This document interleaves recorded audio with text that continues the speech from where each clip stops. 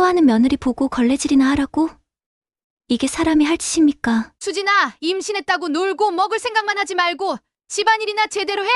옛날 여자들은 내벤 채로 농사까지 지었어. 이 말을 들은 순간 저는 정말 기가 막혔습니다. 임신 2달째, 하루 종일 속이 뒤틀리고 음식 냄새만 맡아도 토하는 상황에서 시어머니는 저에게 집안 대청소를 하라고 하셨거든요. 결혼한 지 1년 하고 2달, 저는 초등학교 교사였지만 임신과 함께 휴직을 했습니다. 아이를 위해서라면 무엇이든 할 수 있다고 생각했죠. 하지만 시어머니의 생각은 달랐습니다. 며느리가 집에 있으니 집안일을 도맡아 해야 한다는 게 시어머니의 논리였어요. 아침 6시부터 시작되는 지옥 같은 하루. 먼저 일어나 밥을 짓고 국을 끓이고 반찬을 차려야 했습니다. 그런데 문제는 제가 음식 냄새를 맡으면 바로 토한다는 거였어요. 밥솥 뚜껑을 열면 김이 올라오는데 그 순간 속이 울렁거리며 화장실로 뛰어가야 했습니다. 또 토해? 애 하나 가진 게 그렇게 대단해. 나는 3명을 낳으면서도 이런 적 없었는데 시어머니는 제가 화장실에서 나올 때마다 이런 말씀을 하셨습니다. 저는 창백한 얼굴로 고개만 끄덕이며 다시 부엌으로 향했죠. 설거지를 하다가도 세제 냄새 때문에 토하고 청소를 하다가도 락스 냄새 때문에 어지러워했습니다. 남편 현우는 출근 전 아침 식사를 하면서도 신문만 봤어요. 제가 얼굴이 파랗게 되어 있어도 아무 말이 없었습니다. 시어머니가 옆에서 구박을 해도 모른 척했죠. 엄마, 수진이가 많이 힘들어 보이는데. 한 번은 현우가 조심스럽게 말을 꺼냈어요. 그런데 시어머니의 대답은 더 황당했습니다. 힘들긴 뭐가 힘들어. 요즘 여자들이 너무 나약해진 거야. 애 하나 베는 게 무슨 대수라고. 그날부터 저는 정말 혼자였다는 걸 깨달았습니다. 아무도 저를 이해해주지 않았고 아무도 저를 도와주지 않았어요. 입덧이 심해서 하루에 물 한 모금도 제대로 넘기지 못하는데도 시어머니는 저에게 계속 일을 시키셨습니다. 임신 3달째에 접어들면서 옷덧은 더욱 심해졌습니다. 아침에 일어나자마자 토하고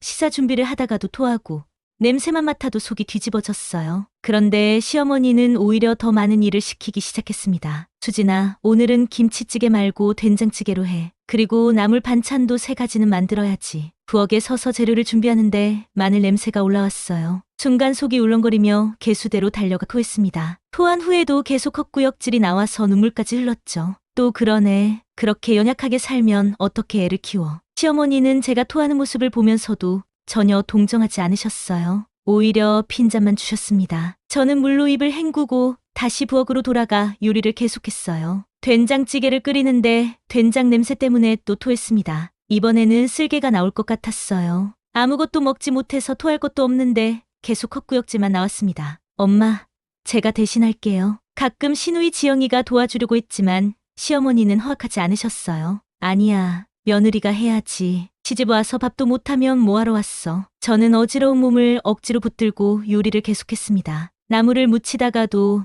참기름 냄새 때문에 토하고 생선을 굽다가도 비린내 때문에 화장실로 뛰어갔어요. 하루에 몇 번을 토하는지 셀 수도 없었습니다. 점심때가 되면 온 가족이 모여 앉아 제가 차린 음식을 먹었어요. 저는 한 숟가락도 먹지 못하고 물만 조금씩 마셨습니다. 그런데도 시어머니는 불평을 하셨어요. 간이 왜 이렇게 심심해?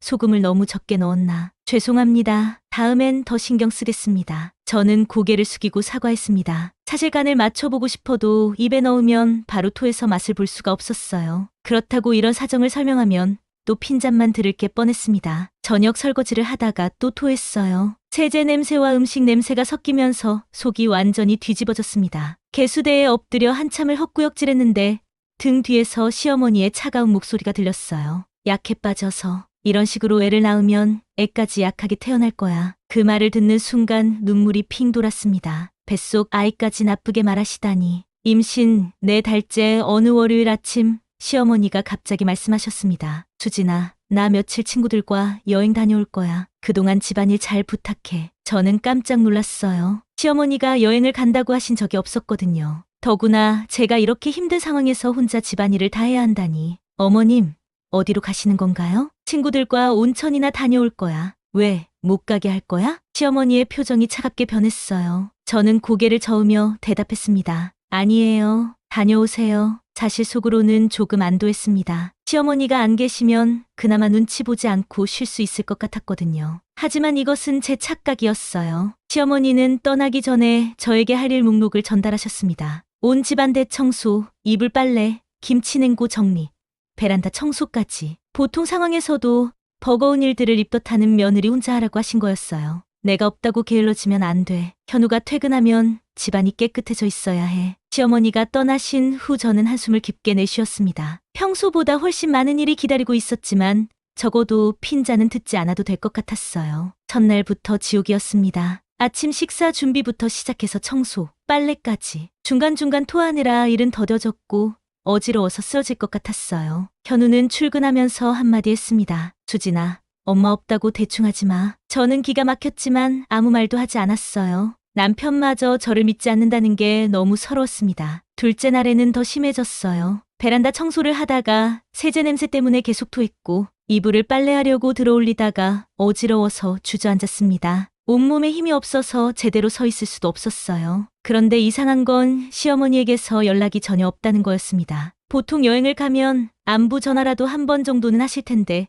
완전히 연락이 끊어졌어요. 현우에게 물어봐도 자기도 연락받지 못했다고 했습니다. 셋째 날 저녁, 저는 정말 한계에 다다랐어요. 하루 종일 물 한 모금도 제대로 넘기지 못했고 계속되는 토함 때문에 탈수 증상까지 왔습니다. 그런데도 집안일은 끝나지 않았어요. 시어머니가 시킨 일들을 다 하려면 며칠은 더 걸릴 것 같았습니다. 넷째 날 아침, 저는 일어날 수가 없었습니다. 온몸에 기운이 하나도 없었고 심한 어지러움 때문에 제대로 서 있을 수도 없었어요. 그런데도 해야 할 일은 산더미처럼 쌓여 있었습니다. 현우는 출근하면서 차갑게 말했어요. 수진아, 엄마 오시기 전에 집안 정리 다 해놔. 엄마가 실망하시면 어떡해. 저는 눈물을 참으며 고개를 끄덕였습니다. 남편조차 제 상황을 이해해주지 않는다는 게 너무 서러웠어요. 아이 아빠인데 뱃속 아이와 저를 걱정하기는커녕 시어머니 걱정만 하고 있었습니다. 부엌에서 아침 설거지를 하다가 또 토했어요. 이번에는 토한 것도 없어서 쓸갈만 나왔습니다. 거울을 보니 얼굴이 노랗게 뜨고 입술은 바짝 말라 있었어요. 이대로는 정말 큰일 날 것 같았습니다. 그런데도 저는 청소를 계속해야 했어요. 걸레질을 하다가 주저앉고 빨래를 널다가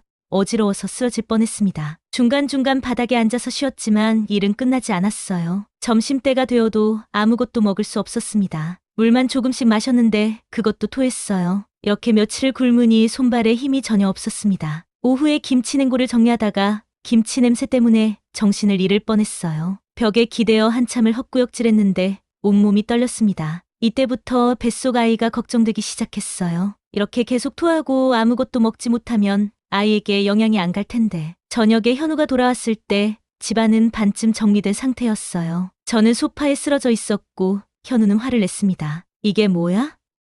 하루 종일 뭐 한 거야? 죄송해요. 몸이 너무 안 좋아서. 핑계 대지 마. 엄마 오시면 뭐라고 할 거야? 그 순간 저는 정말 울고 싶었어요. 하지만 눈물 날 기운도 없었습니다. 현우는 저녁도 차려주지 않은 것에 불평하며 라면을 끓여 먹었어요. 다섯째 날 새벽, 저는 응급 상황을 맞았습니다. 새벽 4시쯤 갑자기 심한 복통이 시작됐어요. 배가 칼로 찌르는 듯 아팠고 식은땀이 줄줄 흘렸습니다. 화장실에 가려고 일어나려는데 다리에 힘이 들어가지 않았어요. 현우야, 현우야. 저는 간신히 현우를 깨웠습니다. 현우는 짜증스럽게 일어나더니 제 상태를 보고 깜짝 놀랐어요. 수진아, 얼굴이 왜 이래?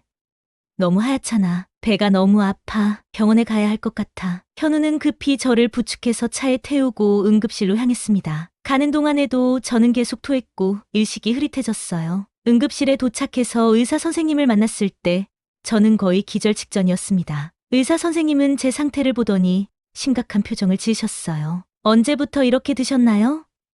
심한 탈수 증상이에요. 태아에게도 위험할 수 있습니다. 그 말을 듣고 현우의 얼굴이 창백해졌어요. 저는 링거를 맞으며 겨우 정신을 차렸습니다. 의사 선생님이 현우에게 말씀하셨어요. 임신부가 이 정도로 탈수되려면 며칠 동안 아무것도 못 드신 것 같은데요. 집에서 무리하셨나요? 현우는 아무 대답도 못했어요. 그제야 제가 얼마나 힘들었는지 깨달은 것 같았습니다. 링거를 맞고 나서 조금 나아졌을 때 간호사 선생님이 물어보셨어요. 보호자 연락처 알려주세요. 시어머님께도 연락드려야 할 것 같은데요. 어머니는 지금 여행 중이세요. 그때 간호사 선생님이 이상한 말씀을 하셨어요. 어머님도 여기 병원에 다니시는데요. 며칠 전에 뵀어요. 현우와 저는 동시에 고개를 돌렸습니다. 네. 어머니를 여기서 보셨다고요? 네. 크루즈 여행 건강검진 받으러 오셨어요. 일주일짜리 럭셔리 크루즈 여행 간다고 좋아하시더라고요. 그 순간 저와 현우는 말문이 막혔어요. 온천 여행이 아니라 크루즈 여행이었다니. 그것도 럭셔리 크루즈를. 병원에서 돌아온 후 현우는 시어머니에게 전화를 걸었어요. 하지만 여전히 전화를 받지 않으셨습니다. 저는 침대에 누워서 링거 자국을 바라보며 분노가 치밀어 올랐어요. 럭셔리 크루즈 여행. 그러면서 며느리에게는 온천 여행이라고 거짓말을 하고 집안 대청소를 시킨 거였습니다. 제가 입덧으로 죽을 만큼 고생하는 걸 뻔히 아시면서도 말이에요. 다음 날 아침 신우이 지영이가 집에 왔어요. 현우가 상황을 설명했나 봅니다. 언니, 괜찮아요?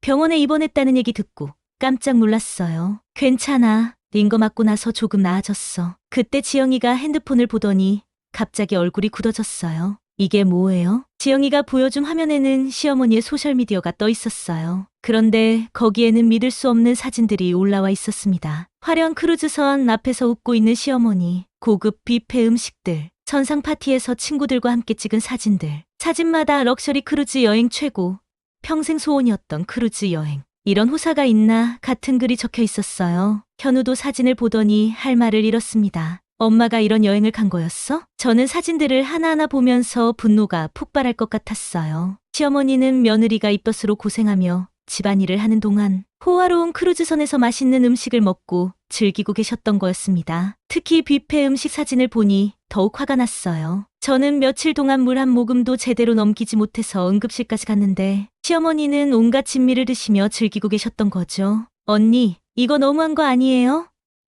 언니가 이렇게 힘든데 엄마는 크루즈 여행을 가다니. 지영이도 분개했어요. 현우는 아무 말도 못하고 있었습니다. 그때 시어머니에게서 전화가 왔어요. 현우가 받았습니다. 어머니, 어디 계세요? 응? 아직 여행 중이야. 왜? 수진이가 응급실에 실려갔어요. 전화 너머로 잠시 침묵이 흘렀습니다. 왜? 입덧이 너무 심해서 탈수로 쓰러졌어요. 의사가 태아에게도 위험할 수 있다고 했어요. 그래? 그럼 내가 빨리 들어갈게. 하지만 시어머니의 목소리에는 별로 걱정하는 기색이 없었어요. 오히려 귀찮다는 투였습니다. 전화를 끊고 현우가 저를 바라봤어요. 수진아, 미안해. 내가 몰랐어. 하지만 저는 이미 마음의 결정을 내린 상태였습니다. 이틀 후 시어머니가 돌아오셨어요. 얼굴이 까맣게 탔고 여행으로 인한 기분 좋은 표정을 감추지 못하고 계셨습니다. 저는 아직 침대에 누워서 회복 중이었어요. 수진아, 어떻게 된 거야? 몸조리 좀 잘하지. 시어머니는 마치 제가 몸조리를 잘못해서 병원에 간 것처럼 말씀하셨어요. 저는 더 이상 참을 수가 없었습니다. 어머님, 말씀 좀 드릴 게 있어요. 뭔데? 저는 핸드폰을 꺼내 시어머니의 소셜미디어 사진들을 보여드렸어요. 이게 온천 여행이었나요? 시어머니의 표정이 순간 굳어졌습니다. 현우도 옆에서 사진들을 보고 있었어요. 엄마, 이게 뭐예요? 럭셔리 크루즈 여행이었어요? 그거는... 시어머니가 당황하며 변명을 시작하셨어요. 친구들이 갑자기 크루즈 여행을 가자고 해서 그만. 그럼 저한테는 왜 온천이라고 거짓말하신 거예요? 저의 목소리가 점점 커졌어요. 분노가 폭발할 것 같았습니다. 그리고 왜 제가 이렇게 힘든 상황에서 집안 대청소까지 시키셨어요? 저 때문에 응급실까지 갔는데도 그게 당연한 거예요? 수진아, 목소리 좀 낮춰. 아픈 사람이 왜 이렇게 흥분해? 시어머니는 오히려 저를 나무라셨어요. 그 순간 저는 완전히 폭발했습니다. 흥분하지 말라고요? 어머님이 크루즈선에서 고급 음식 드시며 즐기시는 동안 저는 물 한 모금도 못 마시고 토하면서 청소하고 있었어요. 뱃속 아이까지 위험해졌는데 흥분하지 말라고요? 현우가 말리려 했지만 저는 멈출 수 없었어요. 결혼하고 지금까지 어머님 눈치만 보며 살았어요. 입덧으로 죽을 만큼 힘든데도 집안일 시키시고 음식 냄새만 맡아도 토하는데 요리하라고 하시고 그러면서 본인은 럭셔리 여행 가시면서 거짓말까지 하시고 시어머니의 얼굴이 빨갛게 달아올랐어요. 인연이 지금 뭐라고 하는 거야?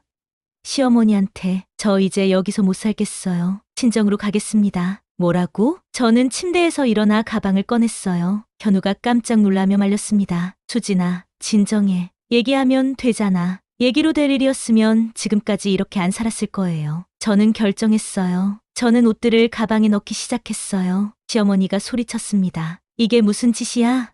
임신부가 집을 나간다고? 네, 나가요. 이렇게 눈치 보며 사느니 혼자 사는 게 낫겠어요. 저는 그날 바로 친정으로 갔습니다. 친정어머니는 제 상황을 듣고 눈물을 흘리셨어요. 수진아, 왜 진작 말하지 않았니? 임신부가 그렇게 고생하면 어떡해. 친정에서 며칠 푹 쉬니 몸이 많이 나아졌어요. 입덧도 줄어들고 식욕도 조금씩 돌아왔습니다. 무엇보다 눈치 보지 않고 쉴 수 있어서 좋았어요. 현우는 매일 전화를 걸어 돌아오라고 했지만 저는 거절했습니다. 시어머님이 사과하시면 생각해 볼게요. 하지만 시어머니는 끝까지 사과하지 않으셨어요. 오히려 현우에게 며느리를 데려오라고 윽박지기만 하셨다고 했습니다. 한 달이 지나자 현우가 친정으로 찾아왔어요. 얼굴이 많이 야위어 있었습니다. 수진아, 집에 가자. 엄마도 많이 후회하고 계셔. 사과 없이는 안 돼요. 엄마가 그런 분이 어디 있어. 엄마 나름대로는 후회하고 계셔. 하지만 저는 마음을 바꾸지 않았어요. 진심 어린 사과 없이는 돌아갈 수 없었습니다. 2달째 되던 날, 시누이 지영이가 찾아왔어요. 언니, 엄마가 요즘 많이 우울해하세요. 언니 없으니까 집안일도 본인이 다 해야 하고. 그래서요? 엄마가 언니가 얼마나 고생했는지 이제 알겠다고 하세요. 집안일이 이렇게 힘든 줄 몰랐다고. 저는 씁쓸하게 웃었어요. 이제야 깨달으시다니. 그럼 엄마가 직접 사과하러 오시면 되잖아요. 엄마 성격 아시잖아요. 먼저 사과하기 어려워하시는. 3달째 드디어 시어머니가 친정으로 오셨어요. 하지만 사과는 없었습니다. 수진아, 집에 가자. 이제 그만해. 사과부터 하세요. 내가 뭘 잘못했다고. 결국 그날도 시어머니는 빈손으로 돌아가셨어요. 임신 8달째 저는 친정에서 건강한 아들을 낳았습니다. 현우는 출산에 참석했지만 시어머니는 오지 않으셨어요. 아이가 돌이 되던 날 시어머니가 마침내 진심 어린 사과를 하러 오셨습니다. 수진아, 내가 잘못했다. 미안하다. 하지만 이미 늦었어요. 저는 이미 새로운 삶에 적응했고